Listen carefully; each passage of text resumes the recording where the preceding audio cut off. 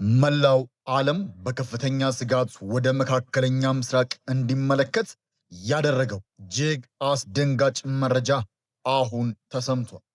በአሜሪካና በኢራን መካከል ተደርሶ የነበረውና ለአጭር ጊዜም ቢሆን ሰላምን ሰጥቶ የነበረው ተሰባሪ የተኩስ አቁም ስምምነት በሁለቱ ሀገራት ቀጥተኛ ወታደራዊ ጥቃት ምክንያት ሙሉ በሙሉ ሊፈርስና አፋፍ ላይ መድረሱ እየተሰማ ይገኛል።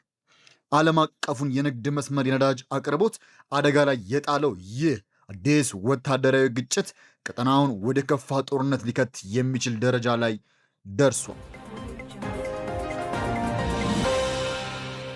ውድ የብስራት ሚዲያ ቻናል ቤተሰቦች ወደዚህ ዝርዝር የዜና ትንታኔ ከመግባታችን በፊት እንዲህ አይነት ፈጣን ትክክለኛ የዓለም ዜናዎች በቀዳሚነት ለማግኘት ቻናላችንን ሰብስክራይብ ማድረግ አትርሱ እያልን ወደ ዝርዝር መረጃው እናልፋለን። አሁን በደረሰን መረጃ መሰረት የዚህ አደገኛ ወታደራዊ መፋጠጥ መነሻ የሆነው በስትራቴጂካዊ የሆርሙዝ የባህር በር ላይ የተከሰተ አንድ ጥቃት ነው።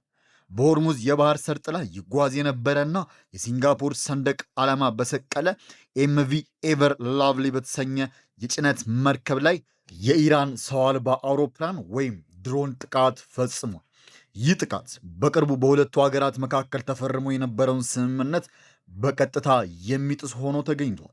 ይህ የንግድ መርከብ ላይ የተሰነዘረው ጥቃት ወዲያውኑ በዋሽንግተን ከፍተኛ ቁጣን ቀስቅሷል።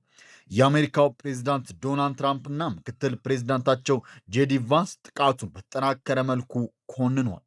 ሁለቱ መሪዎች በሰጡት መግለጫ ይህ የኢራን እርምጃ በቅርቡ በሁለቱ ሀገራት መካከል ተደርሶ የነበረውን ባለ 14 ነጥብ ጊዜያዊ የሰላም ስምምነት ወይም የመግባቢያ ሰነድ በግልጽ የጣሰ ነው ብለዋል። ይህ ስምምነት በሁለቱ ኃይሎች መካከል የነበረውን ውጥረት ለማርገብ ታስበው የተዘጋጀ ቢሆንም አሁን ግን በተግባር መፈራረሱ እየታየ ነው። ከዚህ የኮነነ መግለጫ በኋላ አሜሪካ ወታደራዊ ምላሽ ለመስጠት ጊዜ አልወሰደችም። የአሜሪካ ማዕከላዊ እዝ ወይም ሴንትኮም በኢራን ግዛት ውስጥ በሚገኙ 10 ወታደራዊ ኢላማዎች ላይ ከባድ የአየር ጥቃት ሰንዝሯል። እነዚህ የአሜሪካ ጥቃቶች የተፈጸሙት በተለይ በሲሪክና በቀሽም ደሴት አቅራቢያ በሚገኙ የኢራን ወታደራዊ ይዞታዎች ላይ ሲሆን የተመረጡት ኢላማዎች የራዳር ጣቢያዎች፣ የኮሚኒኬሽን ወይም የመገናኛ አውታሮች፣ የአየር መከላከያ ምስረታዎች እንዲሁም የክሩዝ ሚሳይል እና የድሮን ማከማቻ መጋዘኖች ናቸው። ይህ የአየር ጥቃት ተከትሎ ፕሬዝዳንት ዶናልድ ትራምፕ ባስተላለፉት መልእክት ኢራን የተኩስ አቁም ስምምነቱን እንደገና ጥለዋለች ሲሉ ከሰዋል። አክሎም ጥቃቶቹ በዚህ መልኩ የሚቀጥሉ ከሆነ አሜሪካ ጉዳዩን በወታደራዊ መንገድ ሙሉ በሙሉ ልታጠናቀቀው እንደምትችል ከባድ ማስጠንቀቂያን ሰጥተዋል። ነገር ግን ታሪኩ በዚህ ብቻ አላበቃም። የአሜሪካን የአየር ጥቃት ተከትሎ የኢራን እስላማዊ አብዮታዊ ዘብ ሰኔ 28 ቀን ባደረገው መጠነ ሰፊ ወታደራዊ ዘመቻ በኩዌትና በባህሬን በሚገኙ 8 የአሜሪካ ወታደራዊ ተቋማት ላይ የሚሳኤልና የድሮን ጥቃቶችን ሰንዝሯል። ይህ የኢራን ቀጥተኛ ምላሽ ግጭቱን ይበልጥ ወደ ከፋ ደረጃ አሸጋግሮታል። ምንም እንኳን የኢራን ሚሳኤሎችና ድሮኖች የአሜሪካን ካምፖች ቢያጠቁም የአሜሪካ ባለስልጣናት በሰጡት መረጃ መሰረት ግን በጥቃቱ የደረሰ የአሜሪካ ወታደሮች ሕይወት መጥፋትም ሆነ ከፍተኛ የሆነ የመሰረተ ልማት ውድመት የለም። ይሁን እንጂ ጥቃቱ የተፈጸመባቸው ኩዌትና ባህሬን ግዛታቸው ላይ የተቃጣው ይህንን ወታደራዊ እርምጃ በውግዘት ምላሽ ሰጥተውበታል። በሉዓላዊ ሀገራት ላይ የተፈጸመ ጥቃት ነው ሲሉም ኮንነውታል። በሌላ በኩል የኢራን የውጭ ጉዳይ ሚኒስትር ለአሜሪካ የአየር ጥቃት የራሱን ማብራሪያ ሰጥቷል።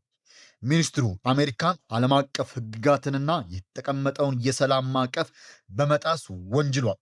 የኢራን እስላማዊ አብዮታዊ ዘብ በበኩሉ ባወጣው መግለጫ አሜሪካ ወደፊት የምታደርገውን ማንኛውም ተጨማሪ ወታደራዊ እርምጃ አሰቃቂ ምላሽ እንደሚያጋጥመውና የተጀመረውን የዲፕሎማሲ ጥረት ሙሉ በሙሉ እንደሚያበቃለት አስጠንቅቀዋል። ይህ በሁለቱ ሀገራት መካከል የተቀሰቀሰው አዲስ ወታደራዊ ግጭት በፓኪስታን አምባሳደርነትና አደራዳሪነት እየተካሄደ የነበረውን የሰላም ንግግር አሁን ላይ ለአደጋ አጋልጦታል። ሁለቱ ወገኖች ወደ ጠረጴዛ መጥተው የነበረ በዲፕሎማሲያዊ ጥረት አሁን ባለው የኃይል እርምጃ ምክንያት የመፍረስ ዕጣ ፈንታ ተጋርጦበታል። የዚህ ግጭት መባባስ በቀጠናው ላይ ብቻ ሳይሆን በዓለም አቀፍ ደረጃም ከፍተኛ ተጽዕኖ አለው። በተለይ በሆርሙዝ የባህር በር በኩል የሚደረገው የመርከብ ጉዞ በእጅጉን ያሰጋል። ኢራን በሰጠችው ማስጠንቀቂያ የአሜሪካ የባህር ኃይል ጫናዎች የሚቀጥሉ ከሆነ ወይም በአጋር ሀገራት የተደረሱ የባህር ላይ ስምምነቶችን ለመጣስ የሚደረጉ ሙከራዎች ካሉ በምዕራብ እስያ ያለው ውጥረት በከፍተኛ ሁኔታ ሊንር እንደሚችል አስታውቃለች። በአጠቃላይ አሁን ላይ በደረሰን መረጃ መሰረት በአሜሪካና በኢራን መካከል የነበረው ጊዜያዊ ሰላም አሁን በጦርነት ደመና ተሸፍኗል።